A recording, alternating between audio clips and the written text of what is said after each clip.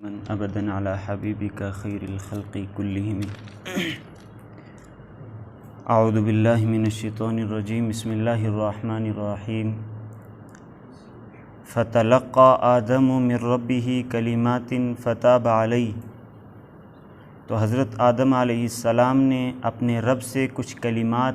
سیکھ لیے، فتاب علیہ تو اللہ نے ان کی توبہ قبول فرمائی۔ انہ هو التواب الرحیم، بے شک وہ بڑا توبہ قبول کرنے والا، نہایت رحم کرنے والا ہے۔ مضمون چل رہا تھا حضرت آدم علیہ السلام کو جنت سے نکالے جانے کا۔ اس سے پہلے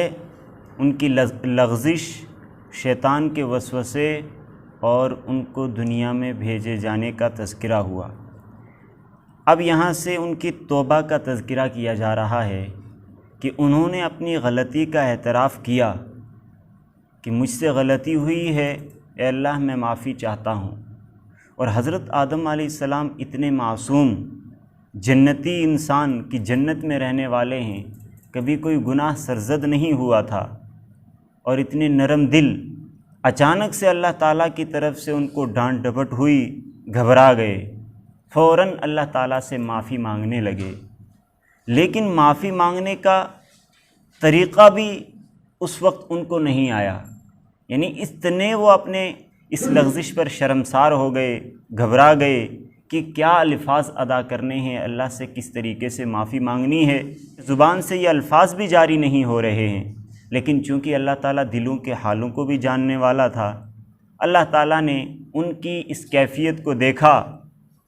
تو اللہ نے ان کی توبہ قبول فرمائی اور خود کلمات سکھائے۔ اللہ تعالیٰ نے توبہ کرنے کے لیے خود ان کو کلمات سکھائے کہ ان الفاظ کے ذریعے سے آپ معافی مانگیے، توبہ کیجئے، ہم آپ کی توبہ کو قبول کریں گے۔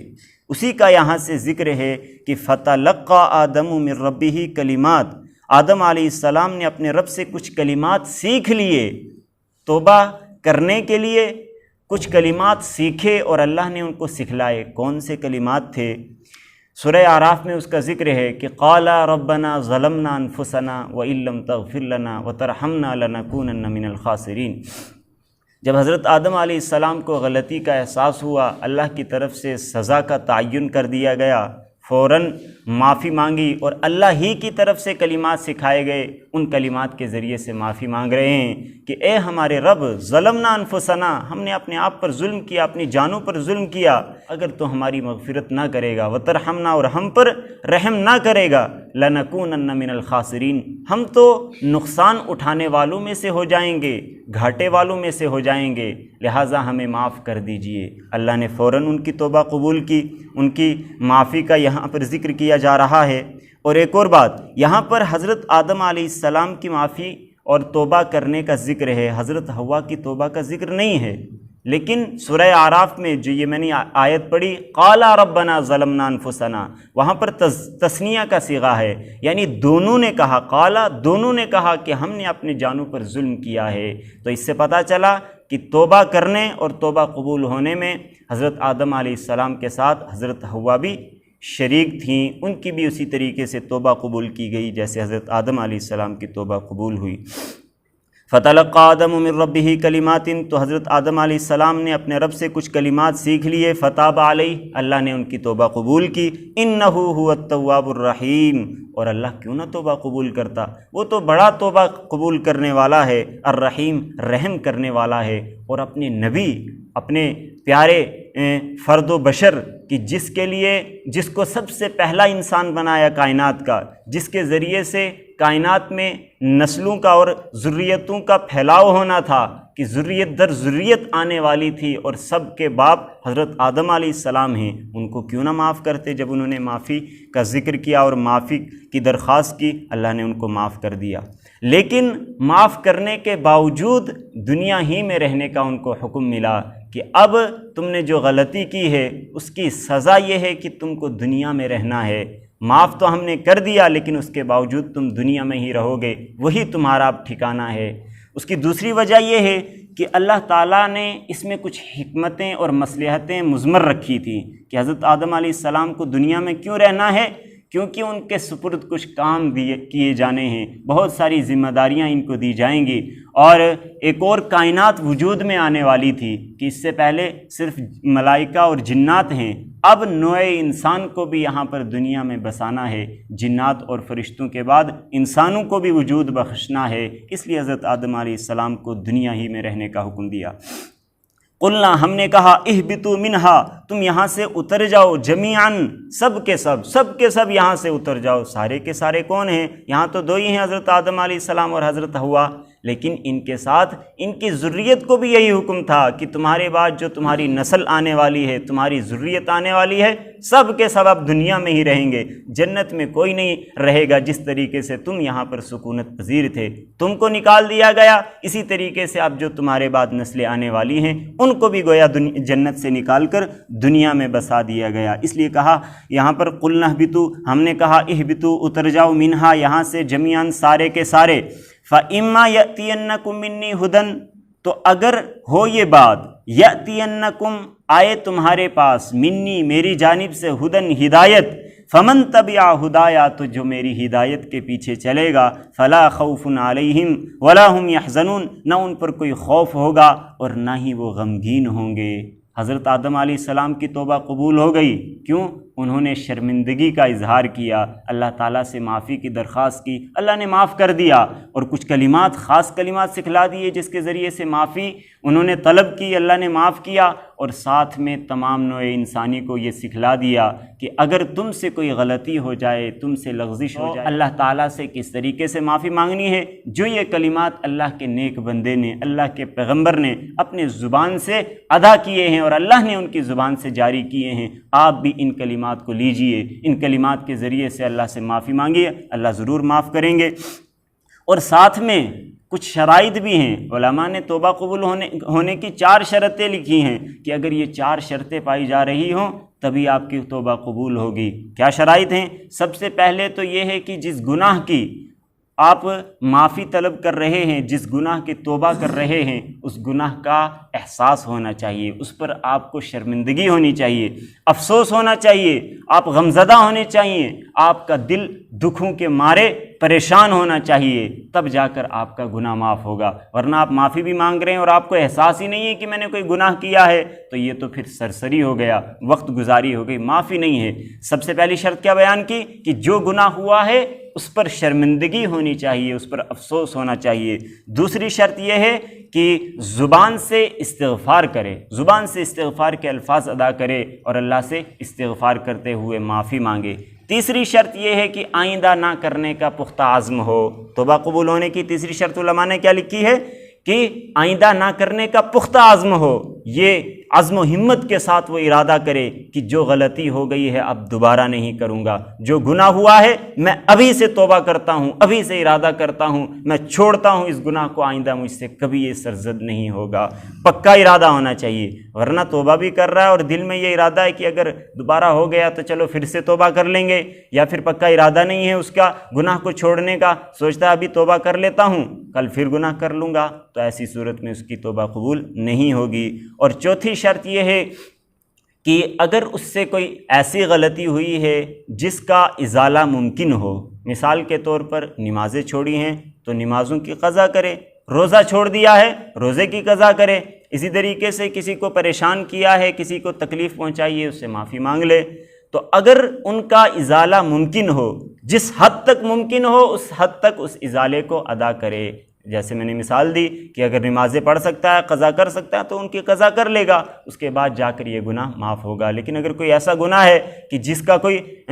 بدل ہے ہی نہیں، جیسے مثال کے طور پر اس نے شراب پی لی تھی، شراب سے توبہ کرنا چاہتا ہے، اب تو اس کا کوئی ازالہ نہیں ہے، یہی ہے کہ معافی مانگ لے، آئندہ نہ کرنے کا ارادہ کر لے، تو ایسی صورت میں اس کی توبہ قبول ہو جائے گی۔ کیا ہیں 4 شرطیں؟ سب سے پہلے اپنے گناہ پر نادم ہو، نمبر 2 اس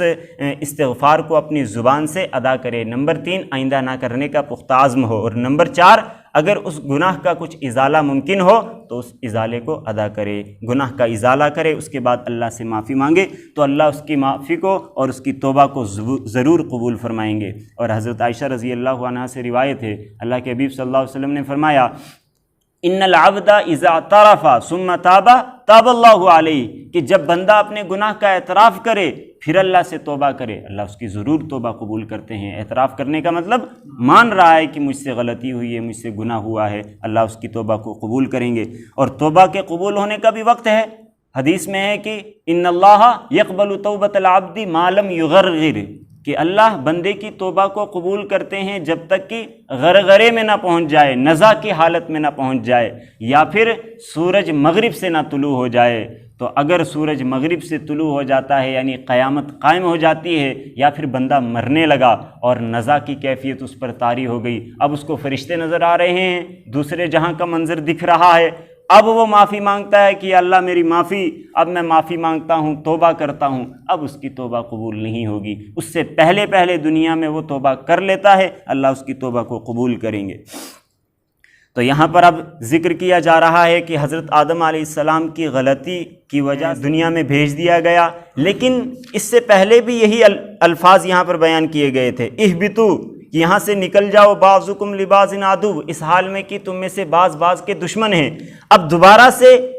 اسی بات کو ذکر کیا جا رہا ہے، لیکن انداز بدل دیا۔ کیوں؟ پہلے غلطی ہوئی تھی، ابھی توبہ نہیں ہوئی تھی اور نہ ہی توبہ قبول ہوئی تھی، اب اللہ تعالیٰ نے حضرت آدم علیہ السلام کی توبہ قبول کر لی ہے، یہاں پر الفاظ بدل گئے، انداز بدل گیا۔ اب کہا کہ تم کو رہنا تو اب دنیا میں ہی ہے، لیکن پہلے یہ اعلان تمہارے لیے سزا کے طور پر تھا، اب حکمتوں اور مصلحتوں پر مبنی یہ حکم تم کو دیا جا رہا ہے کہ تم کو دنیا میں رہنا ہے، کیونکہ نوع انسانی کو دنیا میں پھیلانا ہے اور ان کو کچھ اختیارات دیے جانے ہیں، جن اختیارات کے ذریعے سے وہ فرما برداری بھی کریں گے، نافرمانی بھی کریں گے، پھر اللہ تعالیٰ نے جنت جہنم کا حساب کتاب تم سے لینا ہے۔ فَإِمَّا يَأْتِيَنَّكُم مِّنِّي هُدًى، اب چونکہ نوع انسانی کو دنیا میں پھیلنا ہے، ان کے لیے کچھ احکامات ہیں، انہوں نے کس طریقے سے زندگی گزارنی ہے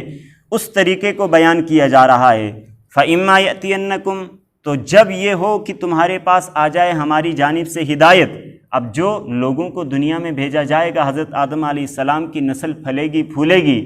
ان کی ہدایت اور ان کی رشد کے لیے اللہ تعالیٰ انبیاء کو بھیجیں گے، کتابوں کو نازل کریں گے، ان آیات کے ذریعے سے ان کو احکامات دیے جائیں گے کہ ہدایت کا راستہ کون سا ہے، گمراہی کا راستہ کون سا ہے۔ تو جو ہدایت کے راستے پر چلے گا لا خوف علیہم، ان پر کوئی خوف نہیں ہوگا، نہ ہی وہ غمگین ہوں گے۔ جس نے ہدایت کو قبول کیا، صحیح راستے پر چلا، ان پر کوئی خوف نہیں ہوگا، نہ وہ پریشان ہوں گے، نہ وہ غمزدہ ہوں گے۔ یعنی جب ان کو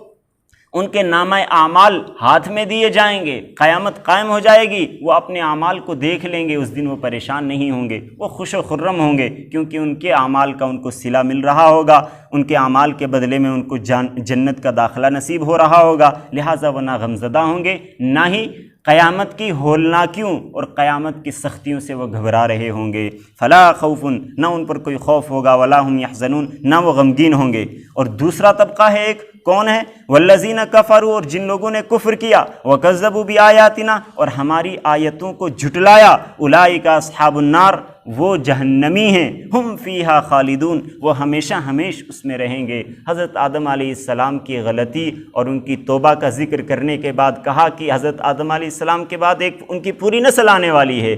اگر حضرت آدم علیہ السلام کی طرح وہ غلطی کرتے ہیں، معافی مانگتے ہیں، اللہ ان کو معاف کر دے گا، غلطی کرتے ہیں، معافی نہیں مانگتے، اس پر اڑے رہتے ہیں، اسی حالت میں موت آ جاتی ہے، ان کے لیے دردناک عذاب کو بیان کیا گیا۔ اور وہ لوگ کیا ہیں؟ کافر ہیں، کفر کرنے والے ہیں، انہوں نے ہماری آیات کو بھی جھٹلایا، ہمارے راستے کو بھی جھٹلایا، ہمارے احکامات کی بھی خلاف ورزی کی اور ہماری نافرمانی بھی کی، لہٰذا ان پر ٹیگ لگ جائے گا کون سا؟ جہنمی ہونے کا، کہ یہ جہنمی ہیں۔ تو جب جہنمی ہے، جہنم ہمیشہ ہمیشہ رہنی ہے، وہاں کا منظر اور وہاں کا عذاب کبھی ختم نہیں ہوگا اور یہ بھی کبھی ختم نہیں ہوں گے، ہم فیہا خالدون، ہمیشہ ہمیش اس جہنم میں رہیں گے۔ رکوع مکمل ہوا، یہ مضمون مکمل ہوا، حضرت آدم علیہ السلام کا پورا قصہ بیان کیا۔ یہاں سے آگے اب بنی اسرائیل کا تذکرہ کیا جائے گا، کل اس کو بیان کریں گے انشاءاللہ۔ صدق اللہ۔